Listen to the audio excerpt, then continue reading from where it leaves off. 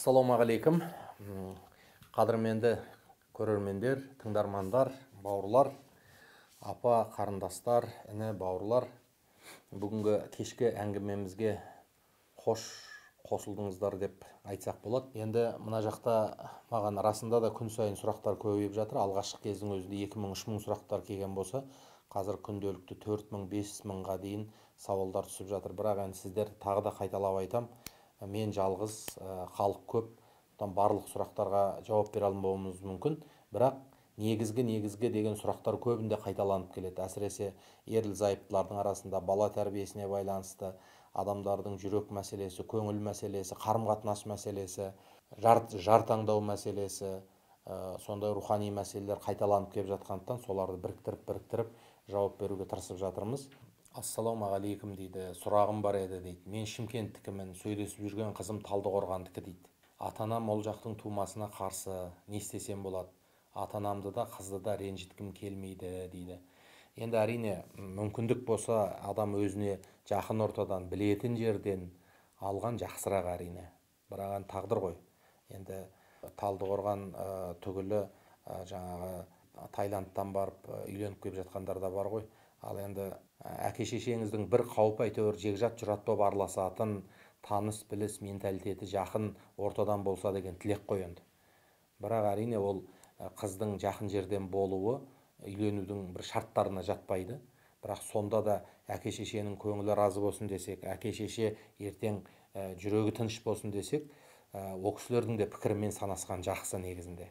Ал бірақ сіз дәлелдей алсаңыз, ол Талдықорғанның қызы болса да Шымкенттің салт санасына, дәстүріне үйлесіп кете алатынын, үйлестіріп кете алатындарыңызды, ол ортаға бейімделіп кете алатын жақсы қыз екенін, текті қыз екенін, әке-шешесі, әке көрген, шеше көрген, орны бөлек жақсы қыз екенін дәлелдеп көзін жеткізе алсаңыз, мен ол кісілер қарсы болады деп ойламаймын. Ал енді сіз тек қана жаңағы Талдықорғанның қызы еді, соны ғана алам деген жалаң ақпаратты жеткізіп отқан болсаңыз, әрине ол кісілер қарсы болуы мүмкін. Сондықтан менің ойымша, қызды алардан алдын ол кісінің әке-шешесі жайында, ортасы жайында көбірек ақпарат біліп, зерттеп, оны әке-шешеңізге айтып, мүмкіндік болса, қыздан бұрын оның жақындарымен, әке-шешесімен өзіңіздің де үлкендеріңізді кездестіріп, содан кейін ғана барып, неке қиып, содан кейін ғана барып, ары қарай үлкен өмірге қадам бассаңыздар дұрыс болатын шығар. Сіз ертең әке-шешеңіз қарсы болып отқан кезде қызды алып барып, одан ол қызда тіксініп қалып, әке-шешеңізде бауырына баса алмай қалып, содан көп кикілжіңдер туындап кетуі мүмкін. Сондықтан осындай қарсылық туып жатқан болса, сол мәселелердің бәрінің тігісін жатқызып, бәрін реттеп барып, үлкен өмірге қадам басқаныңыз дұрыс деп ойлаймын. Өкінішке орай айтқымыз келмесе де, осындай сұрақтар көп, енді қайтеміз. Ассалаумағалейкум аға дейді, сізге қояр сұрағым бар. Менің бір туысқан жеңгеміз екеуміз бір жерде жұмыс істейміз дейді. Жеңгемнің жұмыстағы бір ер азаматпен, алла сақтасын, көңіл қосып жүргенін білдім. Енді не істеуге болады? Күйеуі бар, 2 қызы бар дейді, алла сақтасын. Тағы бір сұрақ келіп тұр. Аға, сауалыма жауап беріңізші, жазып жатқаным айып етпеңіз дейді. Әйелім көзіме шөп салды, қандай ақыл айтасыз маған? Көңіл бөлем күнде. Жағдайым бәрін жасағам, неге үйтті деп ренжіп жазып отыр. Енді осы зинақорлықтың, адал төсектің болмауының арғы жағында ер мен әйелдердің тұлғалық қасиетінің, немесе ер мен әйелдің бір-біріне тым доступный, бір-біріне шайтан азғыратындай жерге дейін жақындап кеткенінің бір үлкен себебі бар ғой. Мысалға, әйел адам ол бір тартымдылықтың, қалай болғанда да ер азаматтың көңілін тартып тұратын бір қасиеттерге еге, бір сондай бір сиқырлы, еркекті тартып тұратын сиқыры бар бір құндылықтарға тұнып тұрған тұлға ғой. Ал еркек болатын болса, ол жаңағы сәл өзі бір оң жаққа сол жаққа қараса, өзін өзі егере алмай қалатын бір еркектік қасиеттерге еге тұлға. Сондықтан дінімізде, қасиетті Құранда да Алла тағала әйелдер бөтен еркектерден көзін тыйсын, еркектер бөтен әйелдерден көзін тыйсын деп, болуы мүмкін зинаның өзін айтпайды Алла тағала. Сол зинаның алдындағы зинаға алып баратын, ойнастыққа алып баратын себептерден тыйылу керек екенін айтады. Шынында да мысалға көз тоқтатып қарамаса, жай ғана былай жанарыңның назарыменен байқап отырып әйел адамдармен сөйлесіп, бірақ шама келгенше оның бойындағы көз тартатын қасиеттерге сұқтанып қарамаса, еркек адамның да шынында көңілі бұзыла қоймайды. Ал енді әйел адамдарда мүмкіндігінше ер азаматтарменен суықтау араласып, тек қана бір жұмыс тұрғысындағы немесе басқа да тұрмыс тіршіліктегі жағдайлармен ғана араласып, барынша шамасы келгенінше бойындағы керемет қылығыменен өзінің бойындағы нығметтерін сәл жасырып ұстап, ашық киінбей тырысса, шынында да бір-біріне деген тартылыс азаяды. Бұл жерде бір жақты әйелдерді де, бір жақты еркектерді де кінәлаудан аулақпыз. Себебі біз нақты бір екі адамның мәселесін талқылап отырған жоқпыз. Жалпы қоғамдағы ерлер мен әйелдердің мәселесін талқылап отырғандықтан, кейде рас әйел адамдардан да бір жаман ой, жаман қадам пайда болып жатады. Кейде ер азаматтар тыныш жүрген әйелдің тағдырын тығырыққа тіреп қояды. Сондықтан бұл екі жақтан болатын бір сондай бір жол болғандықтан, қияметке дейін, қиямет күні келгенше, мына жер бетінен күн сөнгенше шайтан өздерінің азғыруын тоқтатпайды. Осының емін ұлы даланың небір ғалымдары да, кешегі біздің пайғамбарымыз Мұхаммед алейхиссаламды Алла тағала да Құранда емін айтып қойған. Емі баяғыда бір түлкі сұраған екен ғой, осы тазыдан құтылудың қандай жолы бар деп. Сонда көпті көрген, үсті терісі жұлым-жұлым боп, талай тазының аузынан аман қалған бір түлкі айтқан екен. Бұл тазыдан аман қалудың жалғыз жолы бар, оған жолықпау деген екен. Сол сияқты бұл зинақорлықтан, ойнастықтан аман қалудың жалғыз жолы оған алып баратын қадамдарды қарау, оған алып баратын себептерден бас тарту.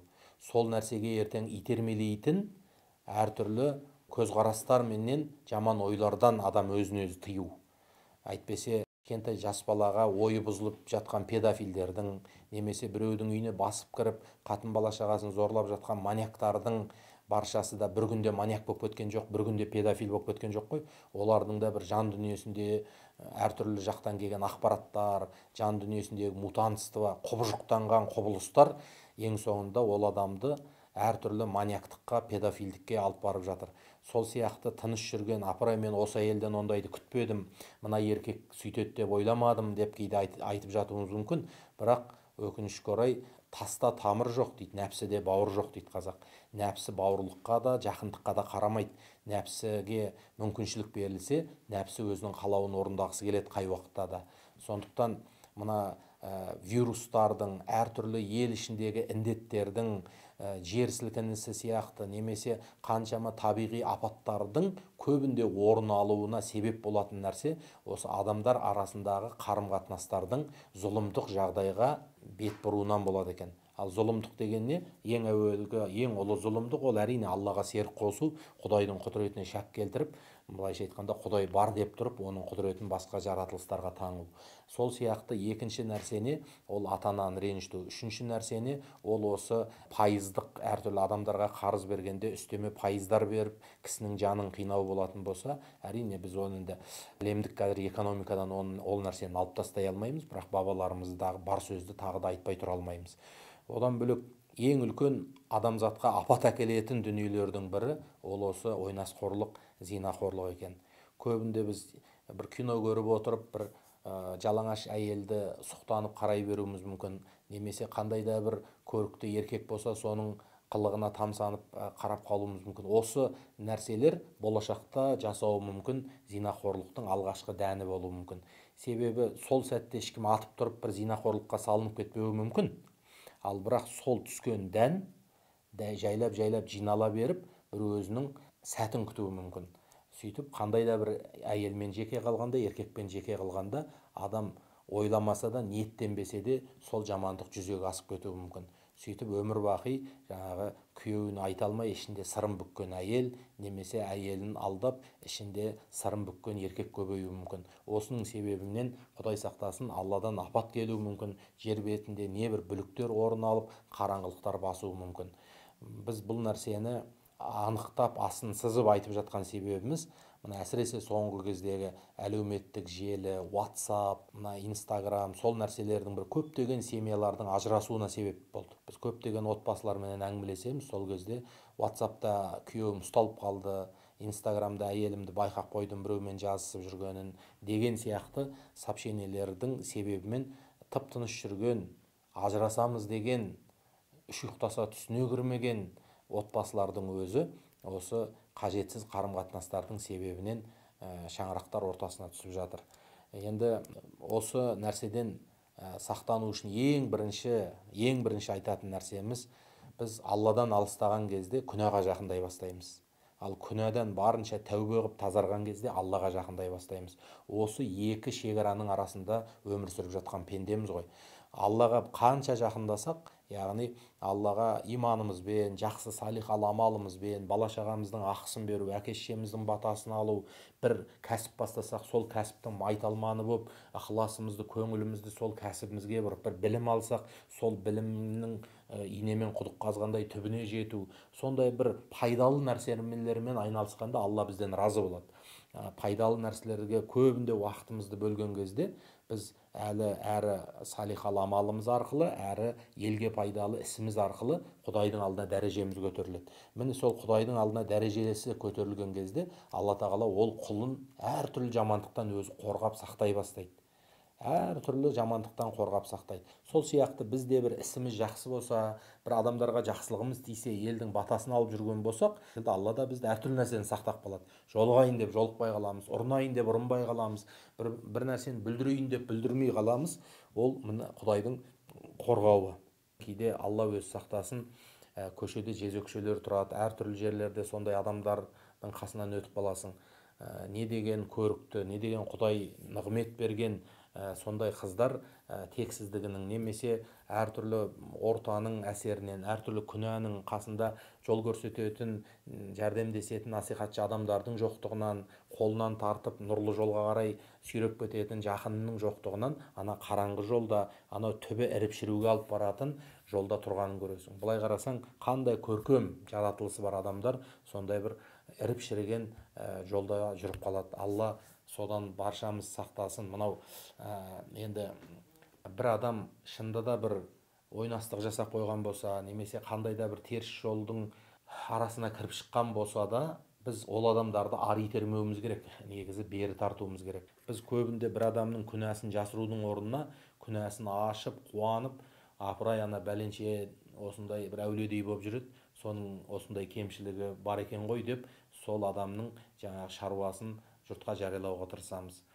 Біз көбінде адамның айыбын жабумен, жасырумен айналысатын болсақ, Алла да біздің айыбымызды жасырып, Алла да біздің оның үстіне қияметтегі көптеген айыптарымызды жасырып қояр еді. Сондықтан Алла сақтасын, біз осы теріс жолдардан, әртүрлі осындай зиянды жолдардан Алла біздерді қорғап сақтаса екен деп тілегіміз келеді Алладан.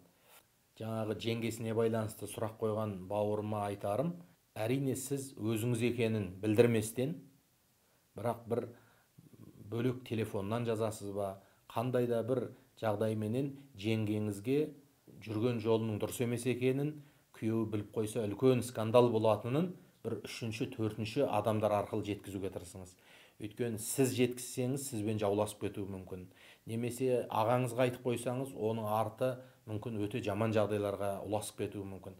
Сондықтан сізге айтар насихатым, әрине оны жеткізу керек. Бірақ сіз емес, ағаңызға айту арқылы емес, үшінші, төртінші адамдар арқылы жеткізіп, мүмкіндік болса ол жеңгеңіз тәубеге келу керек. Тәубеге келіп, күйеуінің қадір қасиетін біліп жүру керек. Енді өкінішке орай кейде мынандай да сөз бар қазақта. Күйеуі бөтен әйелге қарамаса, әйел бөтен еркекке қарамайды деген де сөз бар. Сондықтан кейбір жағдайда ер азамат отбасының тізгін ұстаушысы болғандықтан, жауапкері болғандықтан, үйдің ішіндегі идеология менен, үйдің ішіндегі әйел бала-шағаның рухани ахуалы менен ер азамат айланысу керек. Сондықтан ер азамат үйдің ішінде тәртіпті ұстап отыратын болса, ер азамат үйдің ішіндегі бүкіл идеологияны кім не ойлап жүр, кім қайда барып жатыр, қайда келіп жатыр, осы нәрсенің бәрін толық игеріп хабардар болып отырған болса, және өзі дұрыс жүріп дұрыс тұрған болса, көбінде оның отбасы теріс жүріске салынбайды.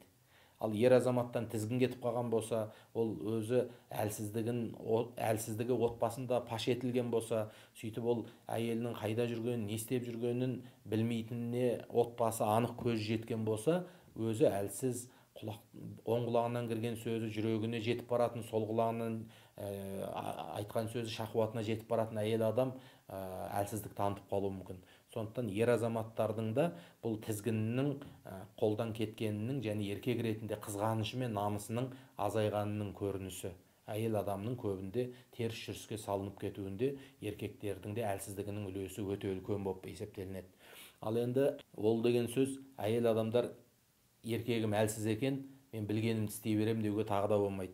Еркегі әлсіз болмақ түгілі, кеше Перғауын деген өткен Мысырда, сол Перғауын өзін мен құдаймын деген, сондай зұлым адам болған, сондай зұлым адамның әйелі бола тұра, Әсия деген әулие анамыз күйеуінің көзіне шөп салмақ түгілі, сондай дінінің ата жауы болған, құдайдың жауы болған күйеуінің қызметін жасап, адал қызметін жасап, соның былайша айтқанда көңілін шат еткен әйелі болып өмірден өткен. Сол себептен күйеуім осылай қылды деп кек сақтап, немесе күйеуім осындай әлсіздік қылып жатыр деп әйел адамдарда оны қате жаққа қарай пайдаланбау керек. Себебі сіз Құдайдың алдында жеке сұраласыз. Ертең Алланың алдына барғанда сенің ақылың бар емес пе еді, сенің иманың бар емес пе еді, сенің көргенің бар емес пе еді, сенің тәрбиең бар емес пе еді десе, Құдайдың алдында не деп жауап береміз? Сондықтан біздің қазақта да небір әулие, дана, көркем аналарымыз көп болды ғой. Әсіресе күйеуі арақ ішсе де қанша жыл сабыр қылып, балаларының бақыты үшін өз бақытын аяқ асты қылған, күйеуі ашуланған, мінезі нашар болса да соған тырысып жүріп, кетпей тістесіп жүріп, күйеуін түзеткен қанша әйелдер болды. Қаншама күйеуі бір жаққа барып теріс жүріп бүлдірсе де, ол бүлінсе де мен не үшін бүлінуім керек деп өзінің намысына тырысып, күйеуін кешіріп, сол арқылы кейін күйеуін тәубесіне келтіріп, былайша айтқанда өзінің шаңырағын сақтап қалған қаншама қасиетті аналарымыз бар. Сол себептен ер азаматтарымызға Алла тауфиқ берсін, жауапкершілігін сезінетін үлкен қасиет берсін. Ал әйел адамдарымызға Алла арлы, намысты, күйеуі әлсіз болып қалса да оның әлсіздігін пайдаланбайтын Алла хидаят тауфиқ берсін деп айтқымыз келеді. Сәлематсыз ба дейді, сұрағым бар еді. Жолдасым ата-анасына дауыс көтеріп сөйлейтіні бар дейді. Бұның дұрыс еместігін өзі де біледі, мен де айтып жүрмін дейді. Кейде неге дауыс көтересің деп ұрсып қалатын да кездеріміз болады. Қалай ата-анасына деген мейірімін күшейтсем болады дейді. Күйеуді тәрбиелеу, күйеудің көзқарасын өзгерту оңай емес. Күйеуді әйел адамдар, сол әйел адамның өзі бір Құдай берген қулығы бар. Сол қулықты, айланы жақсы жаққа пайдалансаңыз, үлкен сауаптың егесі боласыз. Ал енді сол қулықпен, Құдай берген бір қулықпен айланы әйел адамның бойындағы жаман жаққа пайдалансаңыз, онда зұлым болып кетесіз. Сондықтан сіз әйел адам ретінде сол айла қулық жасаңыз, әрдайым байқатпай сол анасының бір жақсы қасиетін, әкесінің жақсы қасиетін күйеуіңіздің нервісіне тимейтіндей әдемілеп жеткізіп отырасыз. Оны бірден басса, ол сенің әкең ғой, ол сенің шешең ғой, неге сен оған дауыс көтересің десең, еркек ол насихатыңыз қабылдамауы мүмкін. Сол себептен әсіресе сол күйеуге насихат айтатын, насихат айтуды емес, күйеуге көбінде насихат айтуды емес, насихат айтатын сәтті іздеуіміз керек. Мысалға айтады ғой хадистерде де, жұма күні бір сәт бар, сол сәтте қылған дұға қабыл болады дейді. Сол сияқты бұл күйеудің де әйелден сөз қабылдайтын бір сәті болады. Мүмкін ол ұйқыға жатарда, мүмкін ол ұйқыдан тұрарда, мүмкін ол тамақ ішіп болғасын, мүмкін ол бір көңілі көтеріліп балконнан үйге кіргенде болуы мүмкін, мүмкін жұмыстан бір сәтін күту керек. Бір күйеуің осы не айтсаң да жоқ демейтін бір сәт туады 24 сағаттың ішінде. Адам байқап аңдып отырса. Сол сәтті тиімді пайдаланып, шешесі жайында, немесе ата-ана жайында бір жақсы пікір, ой, немесе бір WhatsApp-тан келген жақсы насихатты, немесе бір сондай сөзі өтетін досына айтқызып дегендей, сол бір сәтті пайдалану керек. күйеудің жүрегі әйеліне ашылған сәтті көбінде әйелдер өзіне материалдық игілікке пайдаланып жатады ғой. Маған ананы әперші, мынаны әперші, төркініме апарып берші, немесе былай қылшы деген нәрсеге пайдаланып жатады. Ал сіз керісінше сол күйеуіңіздің сізге бір жүрегінің ашылған бір минуттар, сағаттар бойы осы әйелім не айтса да қабылдаймын деп тұратын еркек болмауы мүмкін, бірақ бір сәттер болуы мүмкін. Бір сәттерде осы әйел не айтса да қабылдайтын бір жағдай болуы мүмкін. Сол сәтте сіз оның ата-анасы жайында, ата-анасымен қарым-қатынасы жайында бір әдемі ғана саласаңыз. Болмаса бір мысалдарды іздеп тауып, соны дайындап жүріңіз. Осы бір ата-анасының батасын алып, бақытты болған адамдардың бір мысалын алып дайындап жүріңіз. Жаңағы сәт туғанда соны айта қойыңыз. Немесе өте көптеген басқа да жолдары бар. Сол жолдарды қарастырып көру керек. Бірақ Құдайдан қорқуымыз керек. Ата-ананың ризашылығы Алланың ризашылығы. Ата-ананың қарғысы Алланың қарғысы. Сондықтан ата-ана егер біз көбінде былай деп ойлап қалуымыз мүмкін. Вроде ата-анам жақсы қарап жүр ғой маған реніштен. Жоқ, оның жүрегін ашып көрген жоқпыз ғой. Ата-ананың қас-қабағына қарау керек. Ата-ананың айтқан сөзіне емес. Ата-анам маған ештеңе деп жатқан жоқ қой десеңіз, онда ата-анаңыздың ақысын өтеуге тырыспауыңыз мүмкін. Ата-ананың қас-қабағына қараңыз. Сізге шын ықыласымен риза ма? Немесе ризашылығын өзінің төңірегіндегі адамдарға айтып жүр ме екен, перзентінен ризашылығын, немесе жүрегінде сізге деген ризашылығы прям жүзінен көрініп тұр ма екен?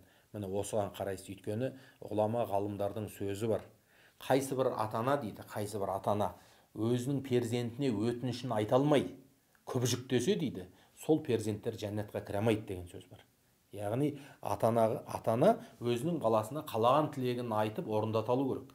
Соның ішіндегі қарапайым ғана тілектер: мені бәлен жерге апарып келші, балам келіп кетші, ақылдасайық деп ек, немесе балам бәлен жерге бармай ақ қойшы, үйде отыршы деген сияқты қарапайым ғана перзентіне өтініш тілектері болады. Міне сол тілектерді айтуға беттей алмаса дейді бала шағасына, әке-шешесін сондай қылып қойған бала шаға жәннатқа кірмейді деп ғұламаларымыз Құран мен хадиске сүйеніп осындай насихат айтқан екен.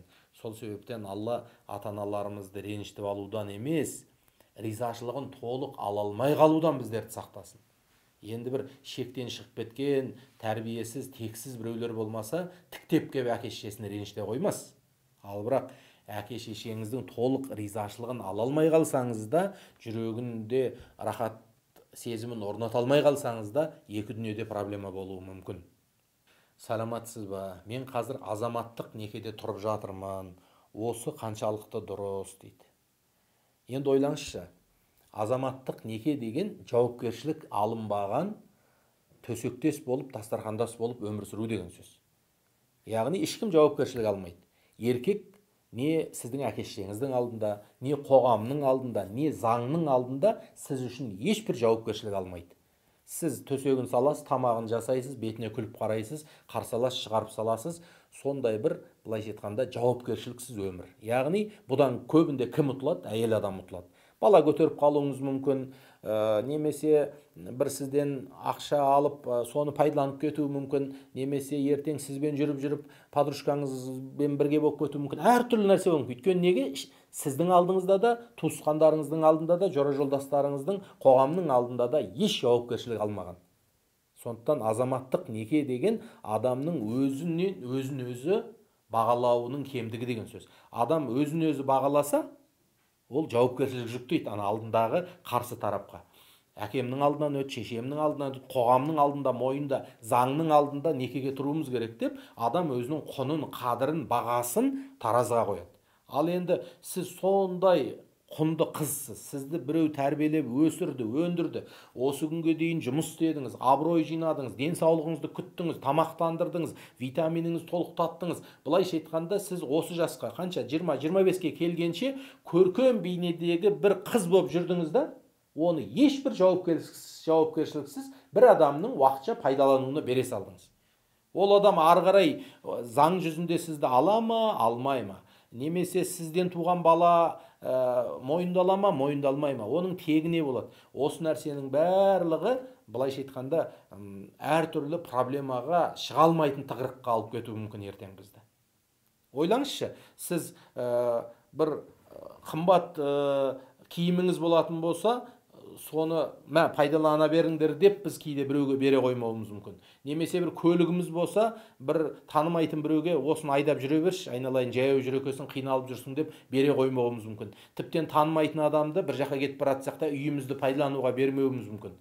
Неге? Жауапкершілік. Ол ертең оны бүлдіріп кете ма, не болады, қалай болады? Ана мәшинеменен бір жамандық істеп қоймай ма, мініп алып, үйіміздің ішін әр бәлеге толтырып тастамай ма деп қорқамыз. Ал сол үйді пайдаланатын, сол көлікті мінетін, сол қымбат сөмкені ұстайтын, қымбат киімді киетін адам, қыз бала өзін өзі біреуге ешбір жауапкершіліксіз азаматтық неке дегенге сүйеніп бере салуы, ол өз тағдырыңызбен өзіңіз ойнап жатырсыз деген сөз. Сондықтан көптеген қыздың жылап қалуы, көптеген жетім баланың өмірге келуі, көптеген әке шешенің перзентін ойлап қамығуы, қиналуы осы азаматтық некеден келіп шығады.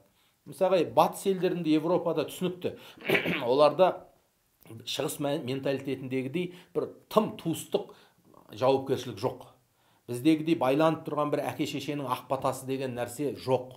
Оларда одан бөлек қаншама заңдар бар, шиеленісіп кеткен.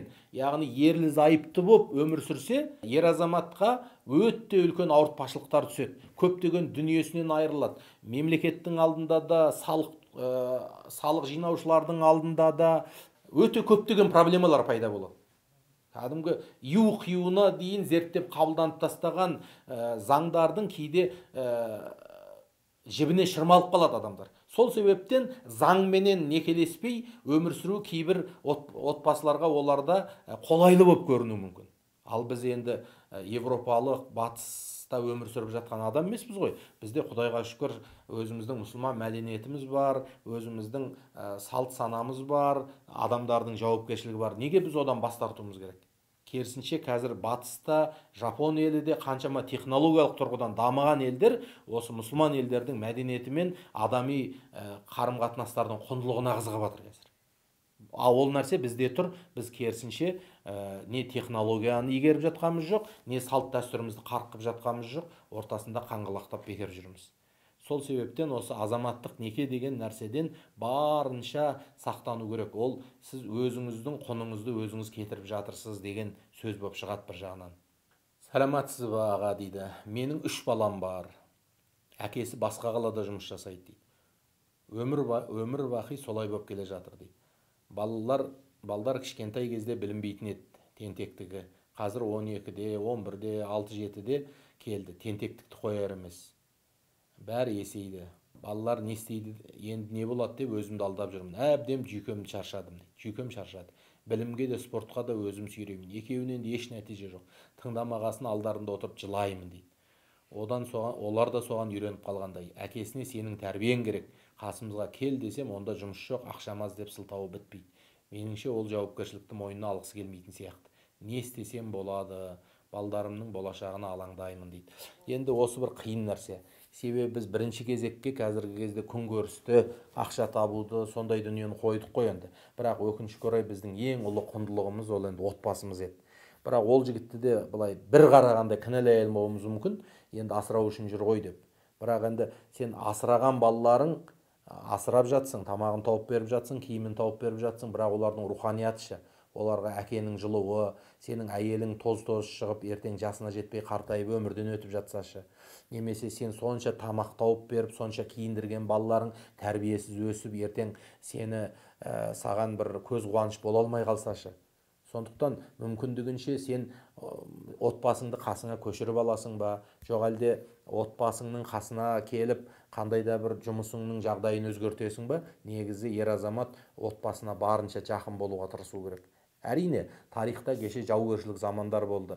Жылында 2 ай, 3 ай үйінде отырып, бүкіл арманы, аңсағаны батыр бабаларымыздың отының басында баласына тай үйретіп, қызына кесте тіккеніне куә болып еді. Бірақ ол жаугершілік заман еді. Ал енді мынандай бейбіт заманда оның үстінде сен қазір балаң үйде отырғанменен оның қылығы интернетте болып тұрған заман. Ол баяғы заманда баламыз үйде болса, әйтеуір атасы қарайды, әжесі қарайды, анасы қарайды деп көп нәрседен күдіктене қоймайтын. Қазіргі балалар ондай емес. Қазіргі балалар сәл көзіңнен таса болса, интернетте қай жаққа кіріп кетіп, бір кешке басқа пікірмен ұйықтаған бала таңертең басқа пікірмен оянып жатыр. Сол себептен өте қорқынышты кезеңде өмір сүріп жатырмыз, әсіресе баланың тәрбиесінде. Сондықтан құрметті әкелер, бала шағаңызды асырағаныңыз жақсы, бірақ мүмкіндік тапсаңыз, бір күн болса бір күн, бір сағат болса бір сағат отыңыздың басында жұбайыңызға жәрдемші болып, соның жүгін жеңілдетіп, ұл-қыздарыңыздың көзінің алдында, ештеңе айтпасаңыз да көзінің алдында күмпиіп отырғаныңыз, соның өзі дәтке қуат. Әкесінің көзінің алдында әке болып шай ішіп отырғанының өзі бала шаға үшін үлкен бір тұлғалық көз қуаныш. Осыны әкелер сіздер ескерсеңіздер. Ассалаумағалейкум, Мұхаммеджан аға дейді. Сізден сұрайын деп едім. Алыс жерде тұратын, сөйлесіп жүрген ғашығым Алматыға осы жылы оқуға келмек дейді. Оны үйіне барып, Алматыда өзім қарап, аға орнына аға, әке орнына әке болғым келеді. Ол оқуын бітірген соң үйленсем ба деймін. Ойым негізі қалай, дұрыс па, бұрыс па, әрине туысқандары бар, бірге тұрмаймыз, туыстарының үйінде тұрады дейді. Енді біз бір нәрсені ескермейтін сияқтымыз. Осы қызбен жүрген кезде біз кинолардан, әсіресе кеше кеңестік кезеңдегі кинолардан көріп алғанбыз. 3-4 жыл, 4-5 жыл қызбен жігіт жүреді, бір-біріне балмұздақ әпереді, паркте қыдырады, киноға барады, сөйтіп дипломын алады. Қыз дипломын алғаннан кейін әке-шешесіне алғашқы айлығын әкеп береді. Содан кейін ал қызым, жігітің болса тұрмысқа шыға ғой дейді. Ал жігіті ана жақтан оны күтіп, оны ала қояды. Біз осы бір романтикаға әлі алданып жүрген сияқтымыз. Өкінішке орай, қазір адамның табиғаты да, ақпарат та, мінез құлық та, қарым-қатынасының үлгісі де ондай емес. Қазір қыз бен жігіт бір ай жүрсе, жігіт интернеттен әр нәрсені көріп алған, қыз да төңірегіндегі ортадан әр нәрсені игеріп алған, шыдамсыздықпен әр нәрсе көрінеді. Ондай бір 4-5 жыл жүріп, бір-біріне жаңағы 1 жылдан кейін қолынан ұстадым, 2 жылдан кейін бетінен сүйдім, 3 жылдан кейін вальс биледім деген жастар жоқ қазір. Егер ол қызды жақсы көретін болсаңыз, ол менің болашағым деп есептейтін болсаңыз, құр ғашықтықтың жаңағы деміне жүрегіңізді жылытып, тек қана бір сырттай қиял мен романтиканың мастығында жүре бермей, 13-те отау үйесі дегендей ертерек үйленіп, бас екеу болмай, мал екеу болмайды дегендей, негізгі өмірге қадам басуға тырысу керек. Ол Алматыға келетін болса, сол келіп сөйлесіп, қызы өзі кетәрі болмаса, әке-шешесіне өзіңіздің әке-шешеңізді жіберіп, үлкендеріңіз сөйлесіп, негізі кәдімгі ата-бабамыздың дәстүріне, адамзаттың қай миллиондаған жылдан бері қарай келе жатқан тірек болған отбасылық өміріне қарай қадам басу керек. Сол себептен негізі бір-бірлеріңізді махаббат деген нәрсенің үрлеп, оны үлкейтпей, керісінше ол махаббатты ақ-некеден кейінгі адал өмірдің берекесіне жалғастыруға тырысу керек, бауырым. Байым үнемі кемсітіп отырады дейді. Байым үнемі кемсітіп отырады. Атанам 58-60 жасында қайтыс болып кетті. Менің жасым ол кезде 18 деді. Үнемі ашуланса, мені жетім деп айтады, жүрегім ауырады. Ұрыстың кезінде жыладым, өтініп те сұрадым бәрібір. Өзім намаз оқимын, намазға жығылсай десем, оны да жасамайды. Көрсе адам қызығатын еркек дейді. Енді айналайын қарындасым, бір енді Алланың назары түсіп тұрған шығар сізге. Осындай дүниеге сабыр қылып жүрген сізге үлкен рахмет. Себебі сіз әр күнде сабыр қылып жүйкеңіз тозғанменен Құдайдың алдында дәрежеңіз көтеріліп жатыр. Мүмкін өзіңіз айтпақшы, байыңыздың алдында бір қадіріңіз болмай тұрған шығар, бірақ сіз мына маған жазып жатқанына қарағанда отбасыңызды бұзбай, жаңағы сөмкесін алып кетпей, сабырлық қылып отырған адамсыз. Алла кімге сабыр берсе дейді, оған көп нәрсе беріпті дейді. Менің білетін бір нәрсем бар, анық. Өзі әйеліне қодыраңдаған еркек түбі жеңіліп тынады.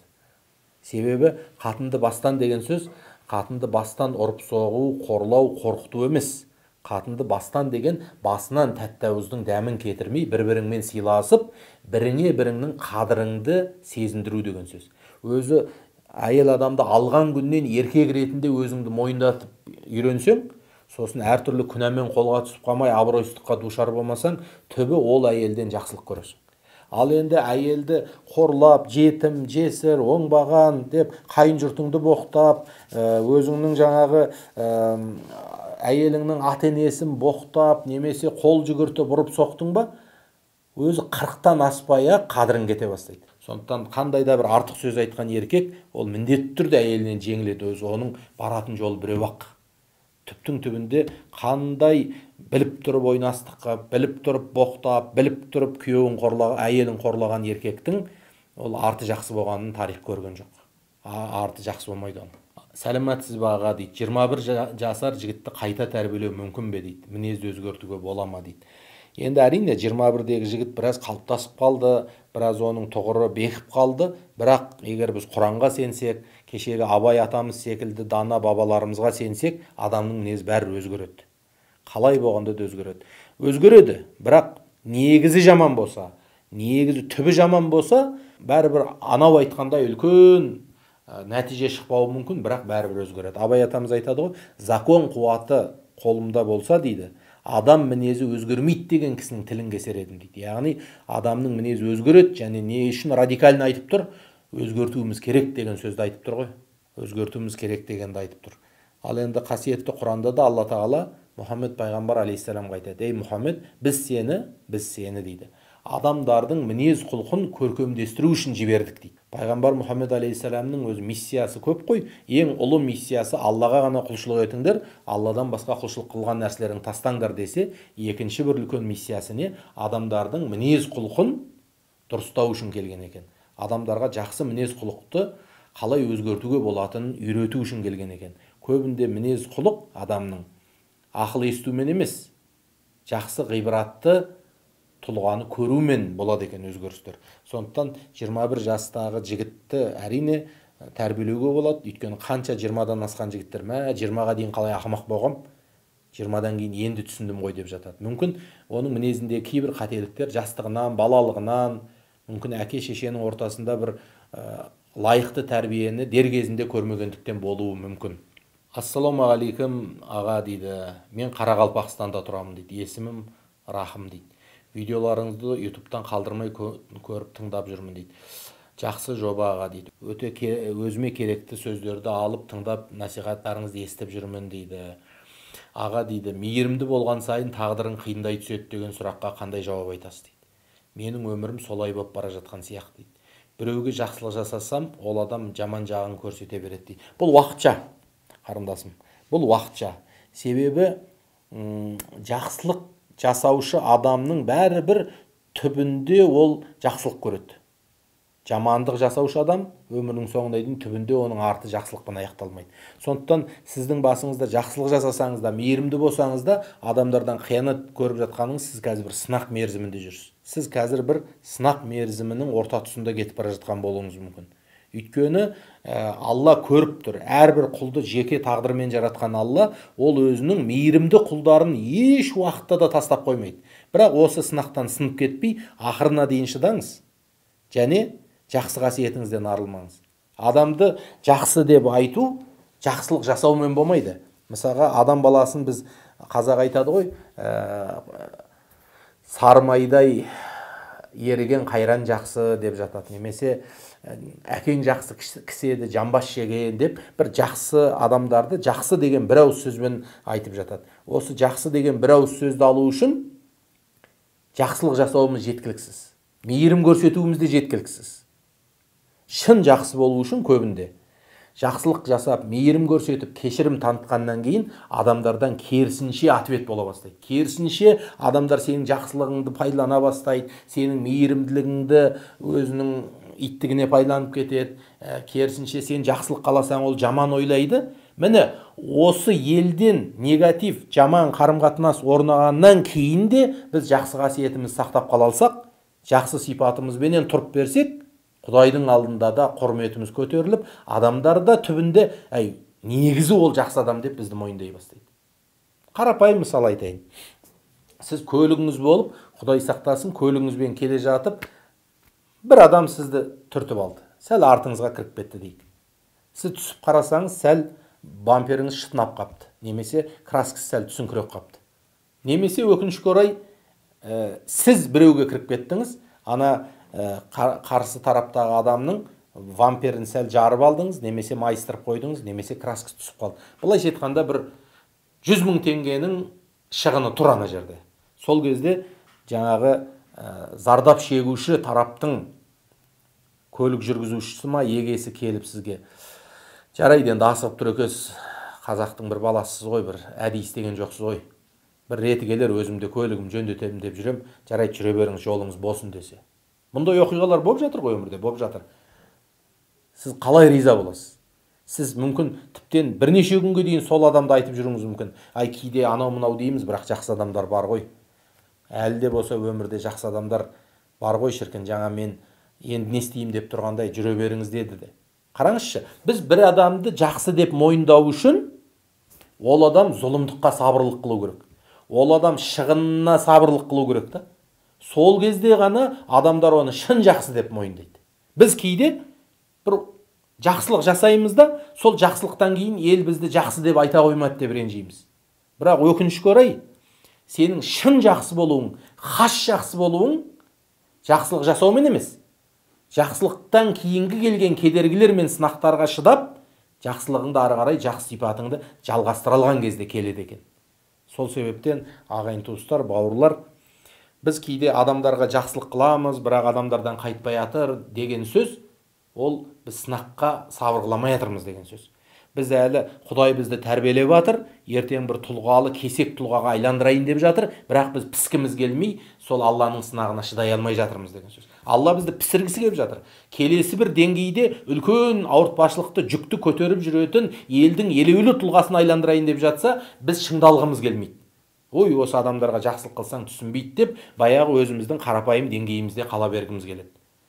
Сол себептен сізге айтарым, бұл уақытша сынақ, бұдан өтесіз, бірақ бұдан сапалы өтсеңіз, қоғамда одан биік деңгейге көтерілесіз. Ағайын туысыңыз, төңірегіңіздегі жора жолдасыңыз сізді мойындап, сіздің дәрежеңізді қадірлеп бағалайтын бір кесек тұлғаға айналасыз, Алла қаласа. Ассалаумағалейкум аға дейді. Тұрақты жұмысым жоқ дейді. Жеке басымда үйде жоқ дейді. Сүйген қызым бар. Материалдық жағдайды дұрыстап алып барып үйленген дұрыс па, әлде үйленіп бәрін бірлікте жинап бірге көрген жөн бе? Бұл бауырым жеке адамның әрқайсысына бөлек айтылатын насихат қой. Жалпылай жұрттың бәріне жағдайың жасап үйлен, немесе жоқ жағдайың жасамай үйлене бер деп айтылмайды. Ол адамына байланысты. Кейбір жігіттер болады. Жағдайы болмаса да ақылы піскен, өмірлік тәжірибесі бар. Бір кісінің бойжеткен қызын аманат қылып алса да, оны игеріп кете алатындай, немесе қандай бір ертең кәсіпке кірсе де сол жердегі елмен тіл табысып, бала шағасы үшін жанталасып жұмыс істеп кете алатын бір жанып тұрған жігіттер болады. Жанып тұрған жігіттер. Егер сондай бір жанып тұрған, көзінен от шашып тұрған, аманатты арқалауға жауапкершілігі піскен жігіт болса, мен оған айтар едім. Бауырым, үйлене бер. Бас екеуі болмай, мал екеуі болмайды. Үй болса, ар жағына дүние құралады деп айтқан болар едім. Ал енді бір мойны салбырап, мойнынан су кетіп, екі иығы салбырап, өз басын әрең алып жүрген жігіт болады.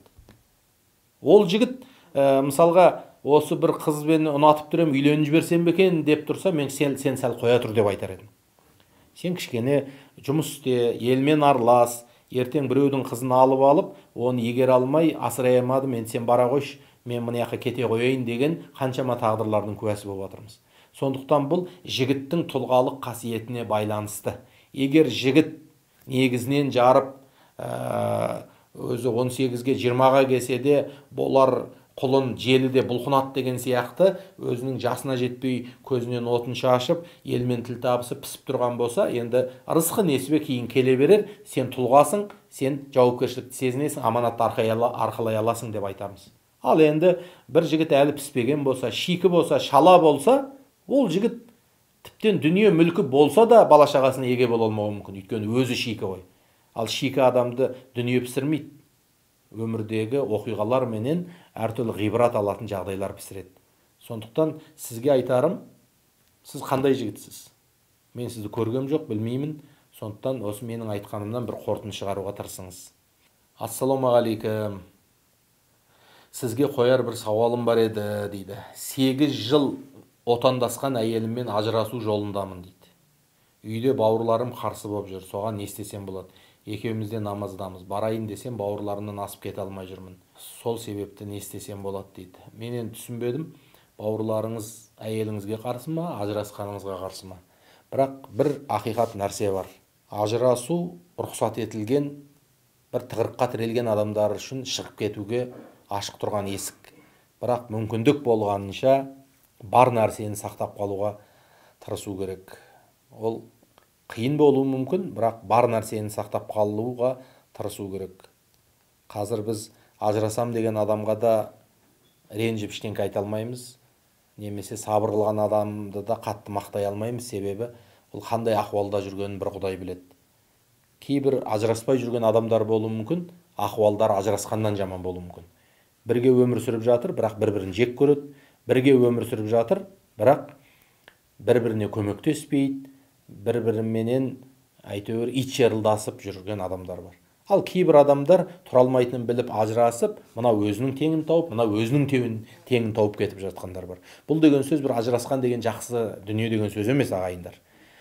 Бірақ өкінішке орай айтып отқаным, өмірден көріп жүргеніміз, кейбір бірге тұрып жатқандардың өмірі ажырасқаннан ауыр болып жүр. Ал кейбір адамдар ажырассам керемет болады деп, ажырасқаннан кейін бұрынғы тұрған өміріне жете алмай қалып жатқандар бар. Сондықтан жалпы ажырасудың, отбасын екіге бөлудің қиыншылығы, ауыртпашылығы көп, ағайын туысқандар. Сондықтан бұл қадамға бару үшін бір күндік оймен немесе екі-үш адаммен ақылдаса салып шешетін емес, бұл әбден ізденіп, бұл имамдардың алдына барып, бұл білімдарлармен ақылдасып, бұл әке-шешеңнің жүрегіне қарап, төңірегіңдегі жанашыр достармен сөйлесіп, бірнеше дұрыстауға көптеген жүздеген попытка жасап, сол нәрсенің бәрін біткеннен кейін басқа жол қалмады деген кезде сен ажыраспайсың, өзі-ақ ажырасып кетесіңдер. Сен тіптен ажырасам деп шешім қабылдамауы мүмкін, бірақ өзінен өзі ажырап кетеді екі жақ. Міне, сол кезде мүмкін бір Алладан хайыр болып қалатын шығар. Ал бірақ енді екі сөзге келмей бір-біріңнен тұра қашу, немесе бір әлде шешуге болатын мүмкіншіліктер болып тұрып шешуге тырыспау, міне осы нәрсе ауыр салмақ болып қалуы мүмкін. Саламатсыз ба аға дейді. 3 жыл бір қызым бар. Әкесімен бір қосылып, бір ажырасып жүрдік. Балаға толықтай өзім жауапты болдым. Бәрін жеткіздім. Енді әкесімен татуласамыз дегенде, үлкен ұлдың реакциясы өте нашар болды дейді. Әкесінде мені де кінәлап өлгім келеді дейді. Бұлай туылмауым керек еді деп. Әкем мен өмірден кеткен соң келсін дейді. Қандай ақыл айтасыз дейді. Енді көрдіңіз ба, жаңа ғана айтып жатқан сөзіміз, бұл ажырасудың ең үлкен зардабы, көрдіңіз ба, үлкендерге емес балаларға тиіп жатыр. Әсіресе үлкен ұлдар жабылып қалады кейде. Әкесі ажырасып тастап кеткен үшін қызы еркек атаулын жек көріп кетіп жатады. Немесе әкесі кеткеннен кейін шешесі кейде ренішін өзімен ғана қалдырмай, балаларына да сол ренішін құйып тастайды.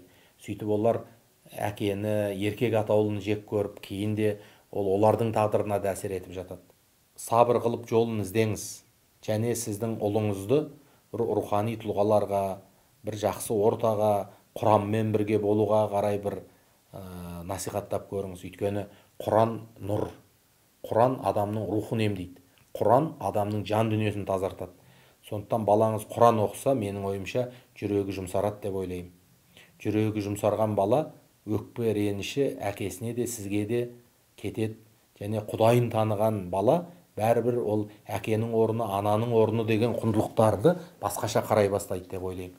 Сондықтан балаңызға құр ақыл айтып немесе ренжіп, оны қыспақ қалғаннан көрі, оларды барынша Құдайға жақындатуға, пайғамбарын танып, пайғамбарымыздың жолын үйренуге насихаттасаңыз, Құдайын таныған, пайғамбарынан үлгі үйренген бала әке-шешесінде кешіріп, және өзіне де даңғыл жол табады деп ойлаймын.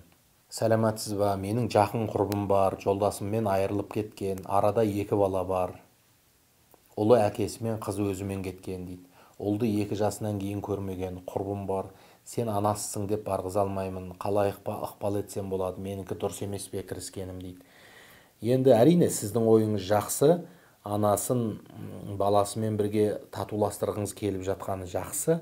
Бірақ 2 жақтан болса қарым-қатынас жақсы. Ана балаға да әсер етіп, балаға да бір түйсігіне жеткізетін адам табылса, бала да анасына қарай қадам басса, анасы да баласына қарай қадам басса, сонда тіптен үйлесіп бір берекелі болып кетер еді. Бірақ түптің түбінде бәрібір бала анасын іздейді. Себебі есейіп, ақылы кіріп, өмірде жақсы мен жаман таразылаған бала ана деген жалғыз Адам ғой, әке біреу, ана жалғыз, сондықтан анасын бәрібір іздейді. Сол себептен бүгін бармаса да анасы қадамға ертең барады, ертең бармаса ары күні барады. Күдеріңізді үзбеңіз. Адамдардың арасын татуластыру бұл дүниедегі ең ұлық амалдардың бірі. Екі адамның арасын жарастырып жүру бұл адамның әуелі өзіне пайдалы. Себебі елдің арасын жарастырған адамды Құдай жақсы көреді. Оның да өмірінің берекесін тастады. Сондықтан өз бағытыңыздан қайтпаңыз. Сәлематсыз баға дейді. Маған өзімнің некелі жарымның мінезі ұнамайды. Көп сөйлейді. Кейде кейбір отырыстарда жалпы көпшілік ортада өзімді ыңғайсыз сезінемін. Осы мінезінен ұяламын. Қалай айтсам да ұғындыра қоймадым. Сосын ол отырған жерде отырмауға тырысамын көбінде. Көпшіліктің көзінше ер азаматымды ренжітіп алам ба деп. Жаман болсын, жақсы болсын, балаларымның әкесі ғой. Дұрыс дейсіз. Енді оған сөзіңіз өтпесе, тәрбиелей алмасаңыз, ортаны ушықтырмауға тырысу керек. Қазақтың бір сөзі бар ғой, тәуіптің ең жақсысы ауруға ауру қоспаған деп. Әйел адамның да кейде ең жақсысы күйеуіне жақсы әсер ете алмаса, жаман жағынан әсер етпеуге тырысу керек. Енді мінез деген нәрсе әрине, оның ұстазы табылса, ықпал ететін адам табылса, адамның мінезі өзгереді. Бірақ өкінішке орай, әйелдің күйеуін өзгерту өте қиын. Бірақ әйел қалай өзгертеді көбінде күйеуін? Біздің қателігіміз күйеуімізге тікелей айтып өзгерткіміз келеді. Тікелей, ай сен осы не, көп сөйлейсің, бәлен түген деген. Жоқ. Еркек адамның амбициясы сондай, күнде қасында жатқан әйелінен насихат қабылдай бермейді.